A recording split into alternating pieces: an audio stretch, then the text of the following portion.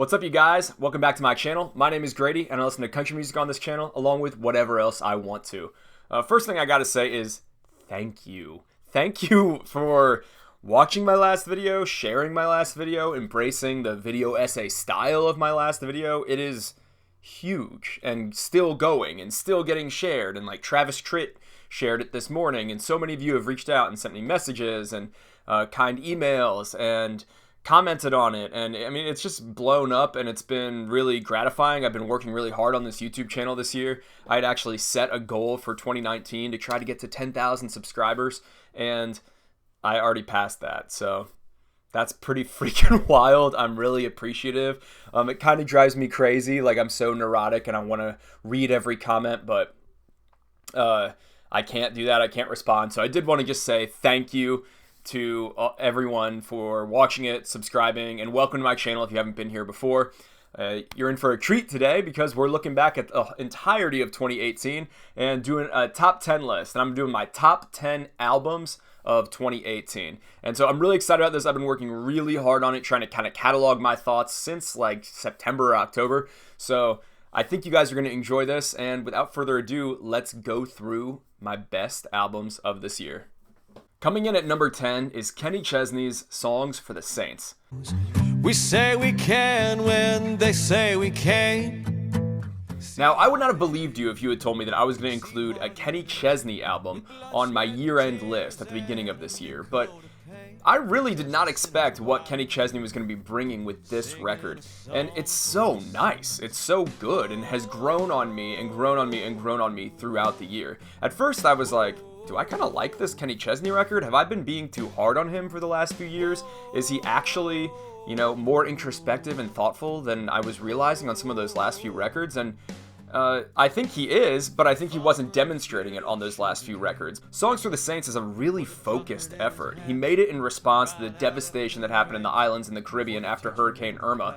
He had a home destroyed in St. John, and he's lived down there for a long time, ever since sort of becoming Jimmy Buffett 2.0 and making a sort of lot of Margaritaville retreads in his career. He's resided down there, and really, I think for the first time, we've gotten to see the depth of which how he cares for that part of the world and that place and the beauty of those islands and the resilience of those people. And he's made a really heartfelt, lovely record that is sort of hazy and beachy, of course, as it should be, and really introspective and thoughtful and reflective. The first single, Get Along, is a little bit of an outlier on the album. Not even a little bit. It's a huge outlier. It's this big pop country track, and it doesn't really make much sense. Get along on down the road. His second single from it, Better Boat, where he's considering how he's learning how to build a better boat, taking life one step at a time, and it's this metaphor about progression through life. I think that's way more indicative of the hopefulness and resilience that's found on this record, and a lot of really pretty songwriting. There's songs like Island Rain on here that are lovely. There's a collaboration with Ziggy Marley that's appropriately reggae-ish on an album about the islands, and there's one of the standout lyrics of this whole year to me, and it is Gulf Moon, which is a song written by John Bauman that Kenny Chesney recorded for this, that has the most incisive details about walking down a pier in Galveston and looking out at the Gulf that I just think is an incredible standout. So I'm really impressed with this album. I feel like it is Kenny Chesney's soul a little bit out there, and it's fun to get to know him and hear how he's singing with real conviction on a lot of these songs. So I really like this album, and I think you might too. You'd be surprised. Number 9 on my list is Dierks Bentley's The Mountain. You can try to wrap your words like rocks around my ankles. Before I even say it, thank you for all the comments, you know, comparing me to Dierks Bentley. I'm sure that is very sad for Dierks, but it's very flattering for me, and so I appreciate it. The Mountain is a major return to form for Dierks.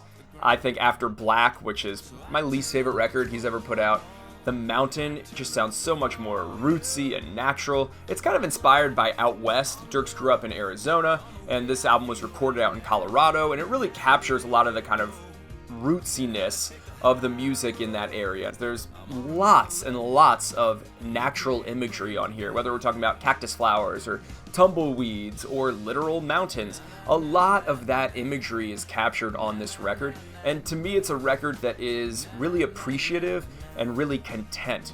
And yet, that contentness is held in tension with this sort of internal restlessness and a desire to run. There's a line on Son of the Sun, one of my favorite songs, that says, "There's a tumbleweed inside of me that's never gonna stop." And I think that sort of epitomizes what this record is about and why it's so interesting to listen to, because you've got songs on here that are, on the one hand, sunny and bright, and Dierks is happy to be where he's at. He's happy to be in love with this wonderful woman. There's another song on here called Living, which I'm expecting to be the smash of 2019, where he is talking about some days you're just living and you're happy to be alive. That stuff's fun to listen to. But then there's other songs on here like Burning Man, where he's revealing sort of some torture in his soul. And there's a lot of this question of, who am I? Am I this boring guy? Am I okay being like a dad and a husband? Or do I want to be a little bit Burning Man? And I think that's really interesting. It makes this record seem really mature and really content. That's the word I keep coming back to at the same time. Now, the production, the sound of this record is really, really great. I think it is a perfect example of what mainstream country music can be. We can get steel guitar, we can even get a little fiddle, we can get sort of fun bluegrass tinge stuff like Travelin' Light, which he sings with Brandi Carlile on this record, but we can also get programmed drum loops, and I understand that that's going to be a piece of modern music, you know? Even though I made a whole video about snaps, even I can get on board with something like this record, The Mountain. I think Dierks has always walked that line better than almost anyone. It does draw memory to Up on the Ridge. I mean, maybe that's kind of the just natural mountain connection of The Mountain and Up on the Ridge, maybe thinking about the Highlands, and the Rockies somehow does something to Dierks' soul and brings out a really sort of, I guess, attractive to listen to reflectiveness in him, but it is an excellent record. I think one that makes me happy to listen to and makes me thoughtful. So check it out. My number 8 record this year is Jamie Lynn Wilson's Jumping Over Rocks. How do you talk to a man who don't love you, to a man who don't listen? Jamie Lynn Wilson is an artist that comes out of the Texas scene, and I think she's such a good representative of the Texas scene, and Texans should be proud of her. I just feel like everything's synthesized on Jumping Over Rocks. From the album cover to the sound of the actual recording, I think it's much more balanced than her previous record. There are songs on here that I think get to the soul of the struggling small artist. The biggest kind of first release from this album was a song called The Being Gone, where she is in this moment of vulnerability wondering if all of the time spent out on the road is worth the being gone from her husband, from her family, from her life. Man, I think anyone that is ambitious or creative can relate to that sentiment. Like, does what I'm doing matter? You know, I think that all the time about making these videos. Who the heck cares? And so but people do, and it's encouraging when they do well, you know? And I think I resonate with that song particularly. I think Jamie Lynn Wilson has this kind of reedy soprano. I don't know if it's a soprano. But her voice kind of reminds me of Iris DeMent. It's extremely, extremely good for the kind of mix of conversational delivery with belting that she does, because she can really soar on a few things. There's a song on here called Oklahoma Stars that Evan Felker, lead singer of the Turnpike Troubadours, collaborates with her on, which is just, I think, an awesome sort of endorsement from one of the biggest acts coming out of the Texas/Oklahoma scene. There's a song on here called Death and Life that is definitely a Song of the Year contender, which is a beautiful just survey of death and life with some of the best lyrics. I mentioned in my little mini review of this album that there's a song on here called, or a line on this song where she says, "The children in the graveyard are just jumping over rocks." And what a beautiful lyric and way to describe kids playing on a gravestone. That's what makes Jamie Lynn Wilson so special, is she sees objects, she sees little nuances in human emotion, and she understands in a complex way the full gravity of those things. There's a sort of roughness to the production and an elegance to the production that I think make it stand out. I really encourage you to check her out, and to check out a lot of people coming out of the Texas and red dirt scene. Number 7 for me this year is Cody Jinks' Lifers. You know it's hard to find the words so often standing face to face. Sometimes it takes a thin white sheet to put things in. Cody Jinks is someone that The Rock actually told me to check out, and if you've watched this channel for a while, you know that I got a tweet from The Rock once that said I need to listen to Cody Jinks. And am I going to say that every single time that I review a record from Cody Jinks? Yeah, because the freaking future president, The Rock, tweeted at me once, so I'm a little proud of it.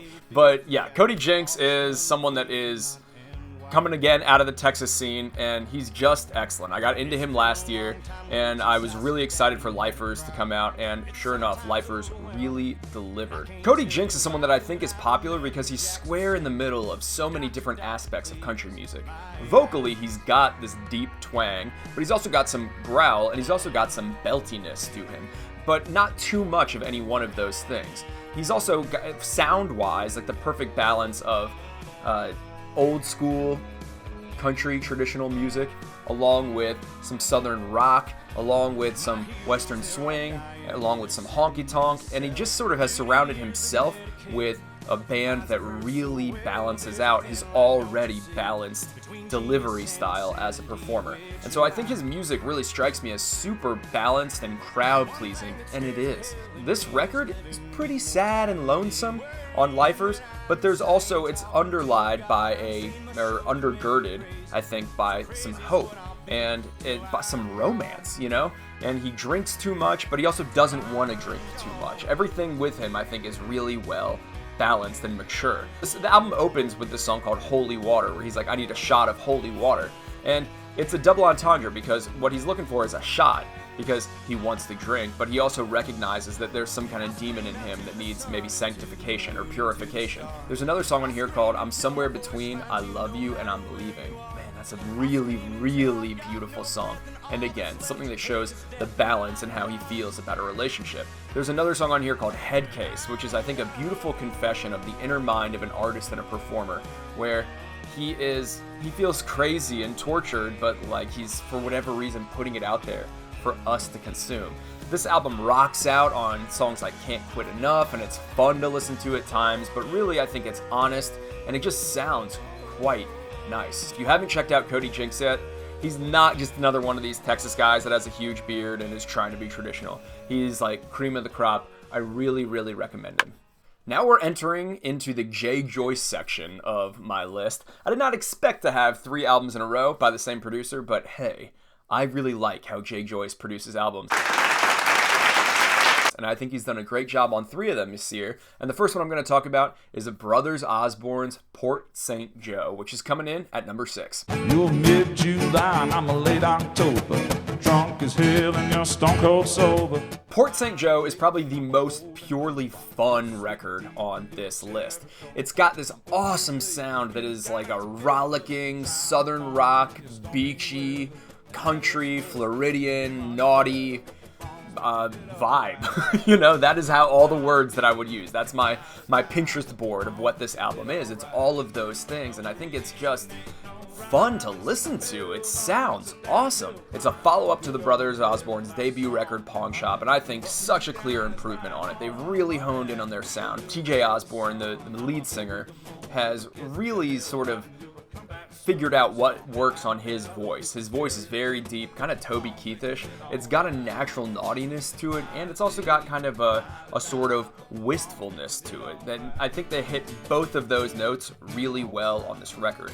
Shoot Me Straight is this rocker of a song that they released to radio, which I thought was just kind of a badass move. It was like 6 minutes long, and I'm sure there was a radio edit, but just half of it is just letting John Osborne riff on guitar. And then on songs like Tequila Again and Slow Your Roll and A Couple Wrongs Making It Alright, which is probably quite divisive, almost like if Jack Johnson was crossed with like the Rolling Stones, maybe that's how I'd describe it,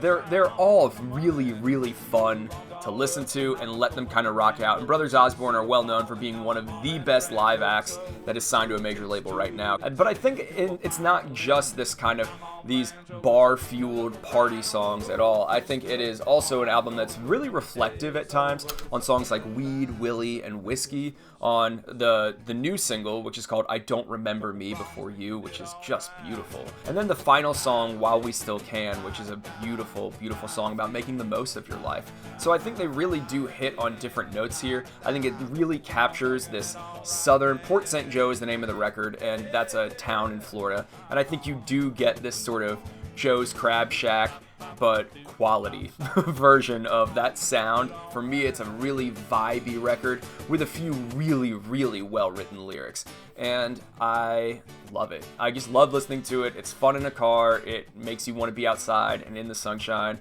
and I recommend it. As obviously, I keep saying I recommend it. I recommend all these albums. They're on my top 10. My number 5 album of 2018 is Eric Church's Desperate Man. What can I say? I'm just a desperate man.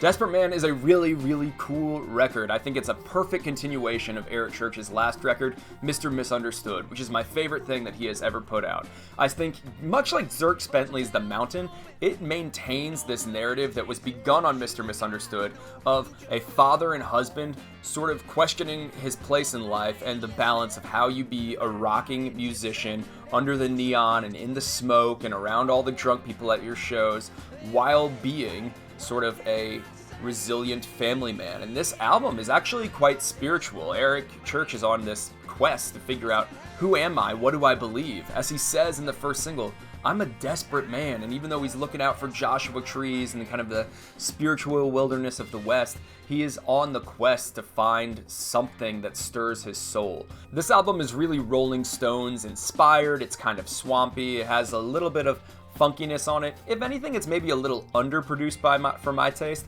but I think the quality of the songs and just the excitement of what Eric Church is doing and kind of continually building this narrative makes it just so compelling to listen to. Desperate Man is so much fun. Monsters, another track on here that's gotta be a single at some point. It's so fun to hear the details he includes in his songwriting. Little words like holding onto my mag light. Instead of saying flashlight, saying mag light, man, it just makes it that much more real.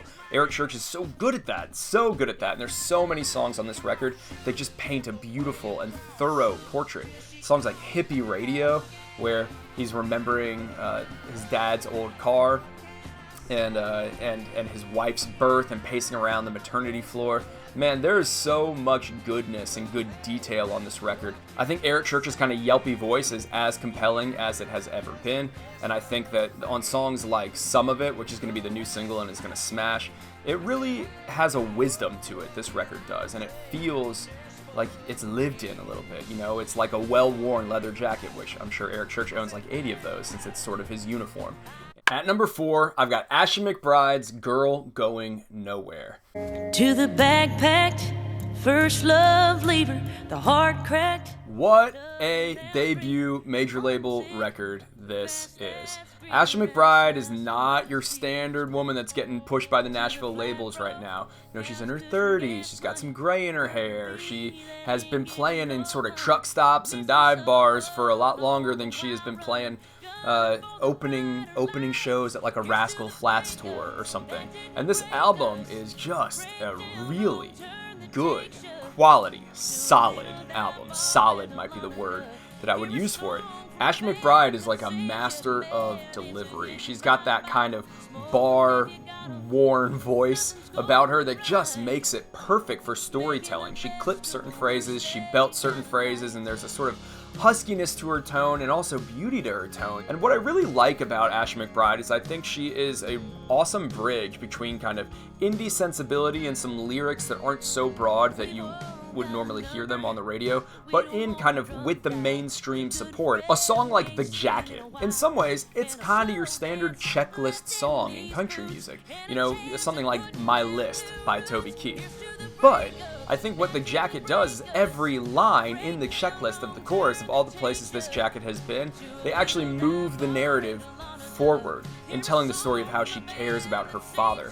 There's another song on here that is like Radioland does the exact same thing, where it's a good version of a checklist song. So it's really easy to get into, but it's a little bit of an elevated version of that. On her newest single, which I hope smashes, which is called Girl Going Nowhere, which is the title track of this record, she is singing about how she has always been told she's going nowhere, but now she's trying to make something of her dream. And if you've never seen the video of her singing that at the Grand Ole Opry, go watch it after this video and just go cry, because it is so moving to see someone that has worked so hard achieve what they have been working towards. I feel like she understands small town America extremely well. There's a song called Living Next to Leroy about living next to a drug dealer. There's another one on here called Southern Babylon that is kind of a creepy sounding song that is about the dark edges of small town life in America.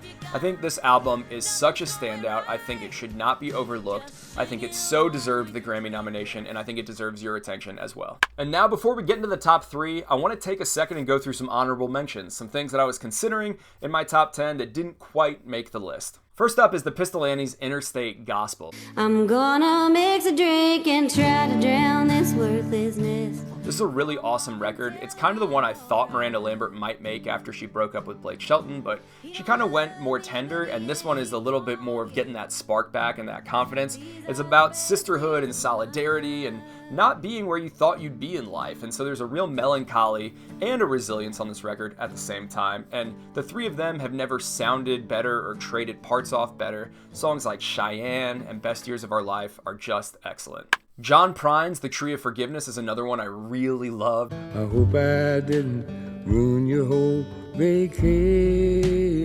John Prine's writing is just hilarious. He is so wry, it's so incisive, it's so fun to get original material of his. Now that I'm actually a fan, I'd heard every songwriter I loved John Prine, but he was kind of out of commission when I would have gotten into him because he had mouth cancer. And so now that he's back and making records and I can kind of get, oh, here's why everyone loves him, because he's freaking hilarious. I've been really gratified to see someone so much older than your typical star do so well this year, and this record is tons of fun. Joshua Headley's Mr. Jukebox is another record that I really thought was fun and whimsical. I never shed a tear for you.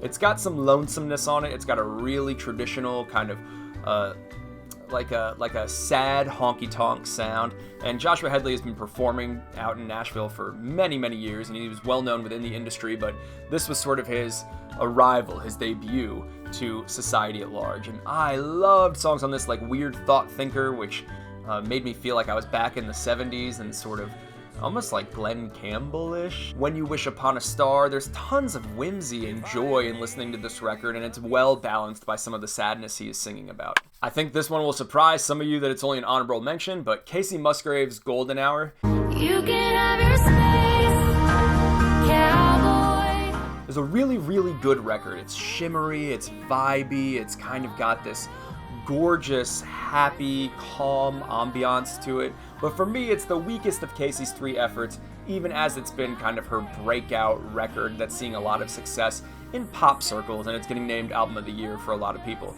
To me, the songwriting's not quite as strong, but man, a weak Casey Musgraves record, it's not even weak. Just a less exceptional one is still pretty dang exceptional. I love Casey Musgraves. Space Cowboy is such a standout track. Rainbow is such a standout track.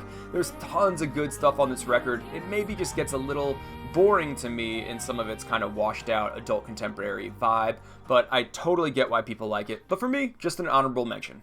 And then if you want me to throw a bone to the pop country side of things, I would say that Morgan Wallen's If I Know Me, that's an interesting record. Of all the pop country I listened to this year, that one is the one that has kind of stuck out to me as the most interesting. It's got some really annoying production, and it's nowhere near the top 10, but the songwriting on it has me very intrigued, and so he's kind of one I'm watching. If you want me to go to the Americana side of things, Brandi Carlile's By the Way, I Forgive You is an awesome album. Sugartooth is probably my favorite song on that record. Also, Rustin Kelly's Dying Star, that's a really good album, maybe for the kind of sad Bon Iver fan in your life that wants to dip his toe into countryer waters, maybe show him that, because it's quite beautiful. But now let's get back to the countdown with the top 3.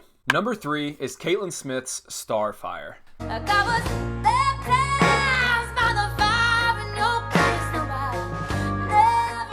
If you don't know who Caitlyn Smith is yet, you've gotta check her out. She's a great songwriter and behind some hits that you definitely already know about. Everything from Cassidy Pope's Wasting All These Tears, to Dolly Parton and Kenny Rogers' You Can't Make Old Friends, to even Meghan Trainor's Like I'm Gonna Lose You.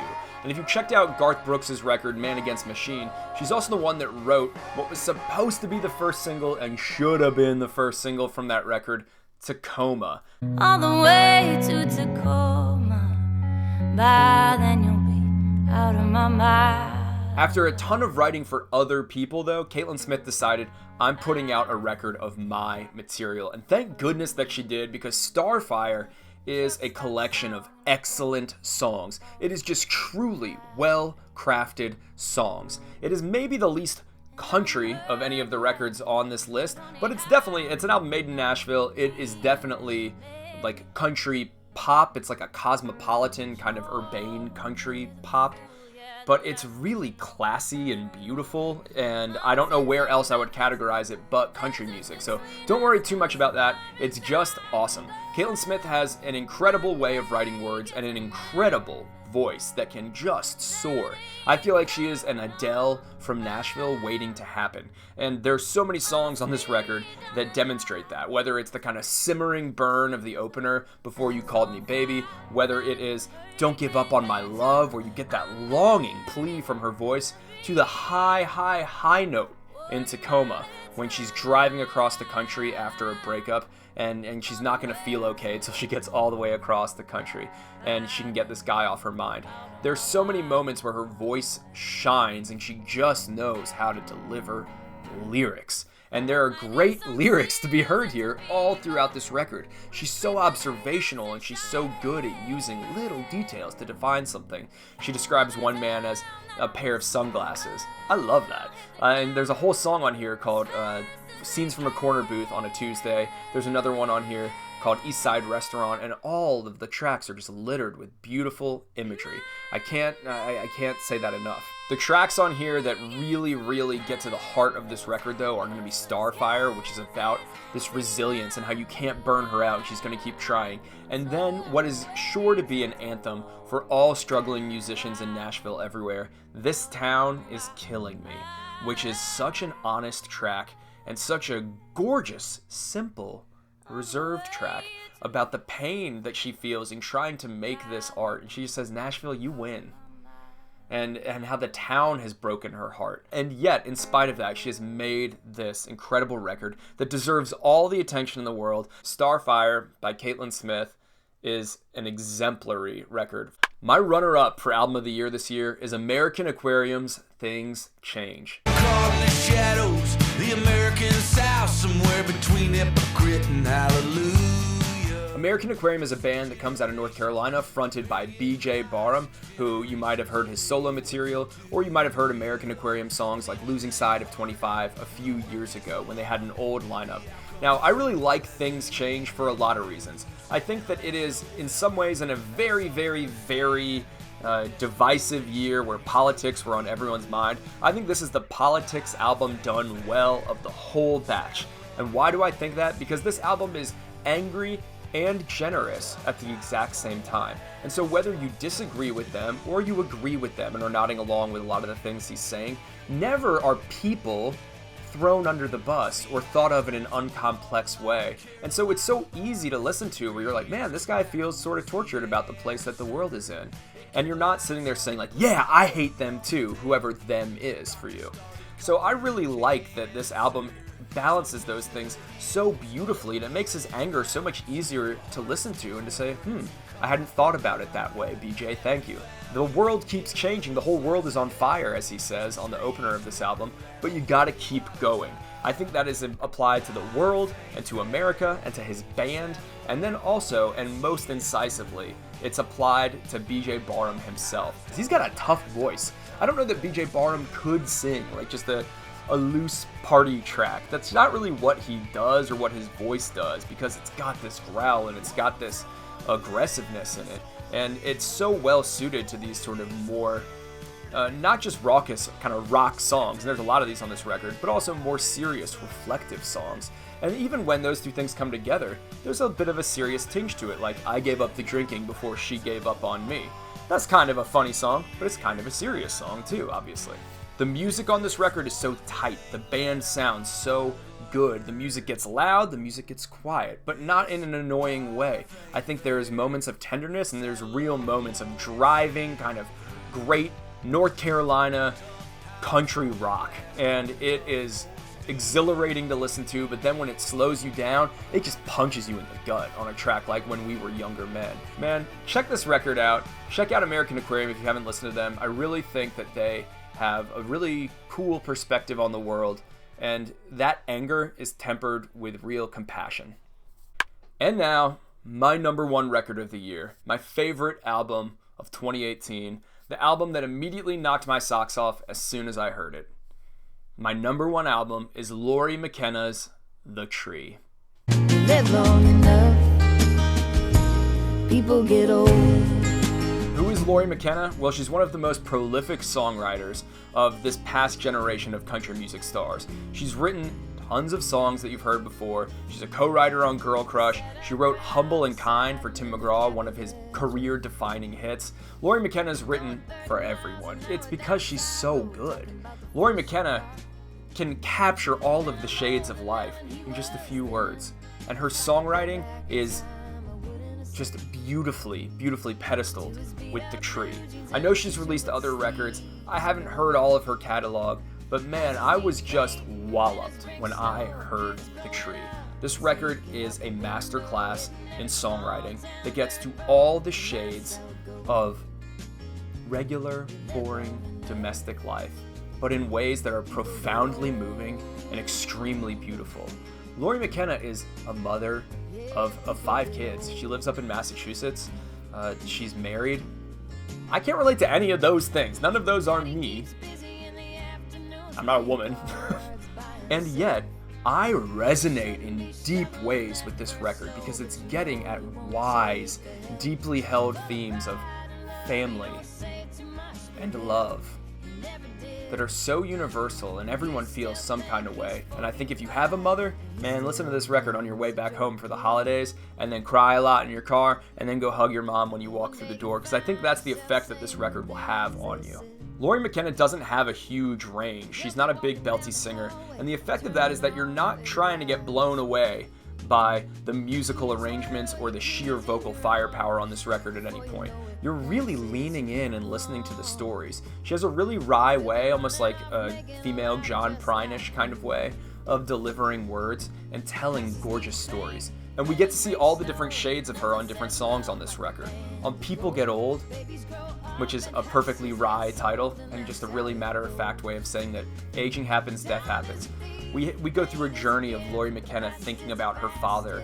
On things like The Lot Behind St. Mary's, she is reflecting on her high school love and her passion and the ways her and her husband have been together since being in the lot behind this Catholic school. And on songs like You Won't Even Know I'm Gone or Your Way Back Home, she's giving this sort of painful portrait of a mother and of the servant-hearted nature of being a mother. Man, this album just has all these gorgeous little wise details that make it rich, make it feel like, you know, a hug from your mother. You're carrying around half of what God gave you. They get to that sort of like beauty and pain and the loadedness of that relationship, and I just believe so much in her songcraft and in her writing. I think she just offers us this ability to empathize with a middle-aged woman, and I don't know that we're ever really invited to do that, you know? And I love getting into this album and thinking about life from that perspective, and Lori does it expertly. The writing on here is incredible. The delivery of these songs is incredible. I haven't even mentioned all the ways that this album is incredible, and with songs like The Fixer and with songs like The Tree, we're getting roots of family and the importance of family. We're getting glimpses of domestic neighborhood life. We're getting elements about the pain of marriage and what commitment looks like and what parenting looks like. And it is just gorgeously done. I think The Tree is far and away my favorite album of this year. It's my number one. I think it should have been nominated for a Grammy, and I think more than any other record that I've said here, it embodies what I love about country music, which is great simple storytelling and beautiful, beautiful songcraft. So bravo, Lori McKenna. The Tree is my #1 album of the year. I hope all of these albums are things that you check out, and that even if you just click on one of them, or even if this video, the effect of it is that each of these artists can sell one more ticket, man, that makes me happy to be participating in the conversation. And I hope that it is a blessing to you guys, and I hope you have a great end of your year and a great start to 2019. So I'll see you guys later, and enjoy checking these out. Let me know what your favorite albums are, and I look forward to checking some of those out too. Okay, if you like what you see here, maybe go ahead and subscribe to this channel. I talk about country music and whatever else I want to on this channel. You can give the video a like and maybe even hit the notification bell if you want. You guys are awesome. Thank you so much for being the most engaged, best audience to talk country music with on the whole internet. All right, see ya.